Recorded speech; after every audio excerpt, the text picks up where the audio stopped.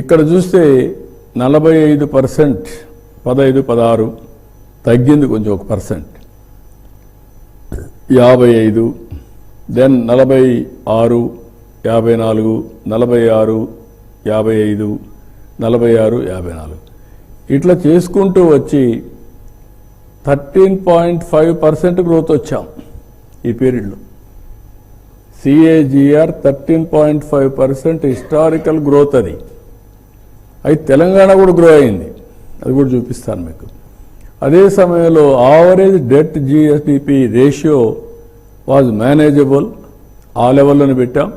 28.38% debt GSDP ratio. ఇంకొక పక్కన several development activities start చేశాం. దీనివల్ల గ్యాప్ బిట్వీన్ 2 స్టేట్స్ రెవెన్యూ 2% తగ్గింది, 10 to 8 అయింది. అదే కానీ కంటిన్యూ అయ్యి ఉంటే ఈ పాటికి ఇంకొక విధంగా ఉండేది. I will show you next.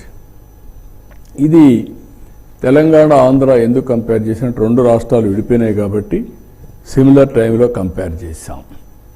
ఇది 14, 19, ఇది 19, 24, ఇది 24, 26. ఇక్కడికి వచ్చినప్పుడు 13.5 ఆంధ్ర, తెలంగాణ 13.7. ఆదాయాన్ని పెంచుకున్నాం కానీ గ్రోత్లో మాత్రం 0.2% అప్పుడు కూడా మైనస్ ఉంది. ఇక్కడికి వచ్చినప్పుడు ఈ టైంలో 10.3 ఆంధ్ర, 11.4 తెలంగాణ. ఈ 1.1% మేడ్ ఆల్ ది డిఫరెన్స్. ఇక్కడికి వచ్చేప్పుడు 10.7% తెలంగాణ, ఆంధ్ర 11.3. ఇప్పుడు మళ్ళీ రికవర్ అవుతున్నాం 2 years నుంచి. దీని ఇంపాక్ట్ మీరు స్టడీ చేస్తే 14-19లో 3.18% పాయింట్స్ డిక్లైన్ ఫర్ ఏపీ, 14-19 19-24. ఈ రెంట్ మధ్య వ్యత్యాసం 3.18%. ఇంకొక పక్కన చూసి దీనివల్ల నష్టం ఎంతంటే GSDP 6,94,000 కోట్ల రూపాయలు. 6,94,000 కోట్లు వచ్చి అక్కడి నుంచి 13% పెరిగితే ఎంత వస్తుందో మీరు లెక్కేసుకోవాలి. CAGR, that is the CAGR. ఇక్కడికి వచ్చినప్పుడు 13.5% గ్రోత్ రేట్ కానీ 14-19లో వచ్చింది కానీ కంటిన్యూ అయి ఉంటే అడిషనల్ రెవెన్యూ స్టేట్కి 76,195 కోట్లు వచ్చాయి రెవెన్యూ. ఇప్పుడు అప్పు చేసే పని లేదు, ఇవన్నీ వచ్చేటివి. ఇది నెక్స్ట్ పేజ్. ఇక్కడ మీరు per capita income comparison. Combined Andhra Pradesh 95,231, 14-15 1,24,000 నుంచి 93,000 తగ్గి 30,000 గ్యాప్. 18-19 5 ఏళ్ల పరిపాలనలో వాళ్ళకుండే అడ్వాంటేజ్, తెలంగాణలకు అడ్వాంటేజెస్ ఉన్నాయి కాబట్టి వాళ్ళ పర్ క్యాపిటా ఇన్కమ్ పెరిగింది.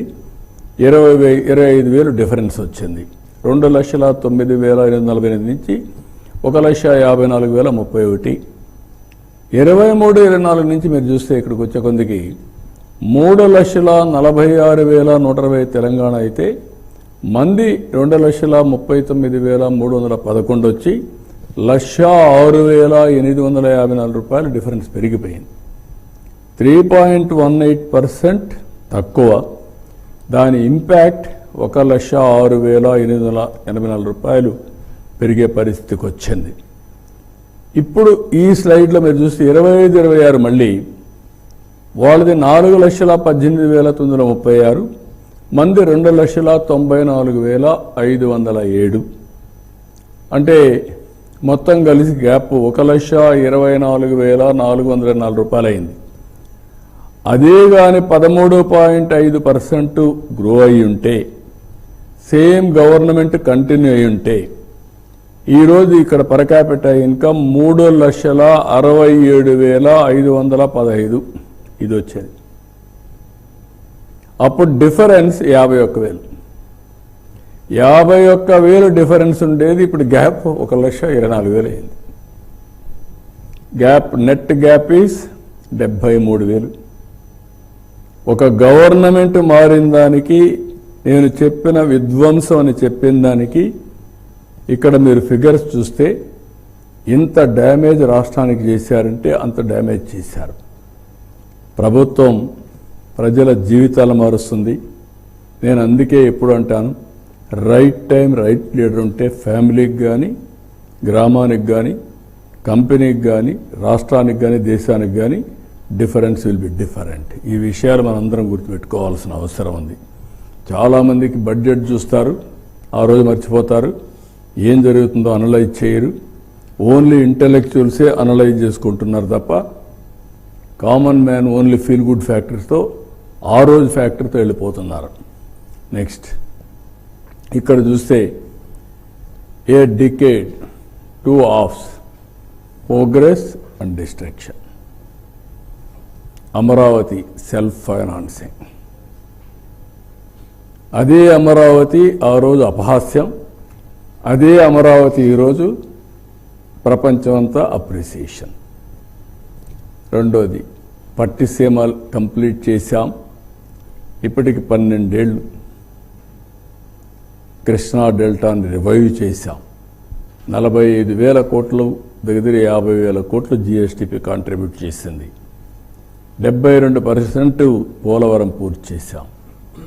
4 ఎగ్జిస్టింగ్ ఎయిర్పోర్ట్స్ని, 2 న్యూ ఎయిర్పోర్ట్స్ని, సీ పోర్ట్స్ని ప్రారంభించడం, ఇంకో పక్క రోడ్ నెట్వర్క్ పెంచడం, ఇంకొక పక్కన కియా మోటార్స్ రావడం, కియా సిటీ ఎస్టాబ్లిష్ కావడం, Asian Paints, Isuzu Motors, Foxconn, so many companies యొక్క ఇండస్ట్రియల్ కారిడార్స్ ఇవన్నీ డెవలప్ చేశాం. ఇక్కడ వచ్చే కొందికి అమరావతి వర్క్ స్టాప్ చేశారు. Confusion, chaos, no capital at all. Polavaram diaphragm wall collapse అయింది. ఐడెంటిఫై చేసే వ్యక్తి లేడు, గాలి కొదిలిపెట్టారు.